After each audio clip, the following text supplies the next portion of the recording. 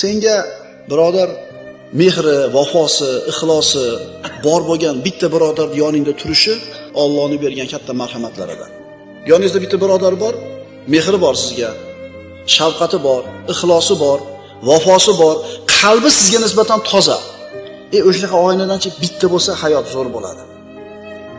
Bormi shunaqa odamingiz? So'rang o'zingizdan. Har qanday siringizni ishonib ayta olasiz. Aniq bilasiz, sotib qo'ymaydi. Aniq bilasiz, sizni tashvishingizni, g'amingizni qiladi. Bormi shunaqa odam? Qiyomat kunida hamma qo'rqib, ahvoli nima bo'lishligini bilmay, xavotirda turgan paytida Alloh taolo aytadi: "Men uchun bir-birini yaxshi ko'rganlar qani?" deydi.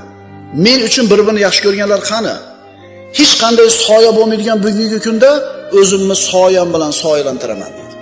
Bu ulug' martaba. Bu katta narsa. Demak, bunga olib boradigan yo'l ham oson bo'lmaydi.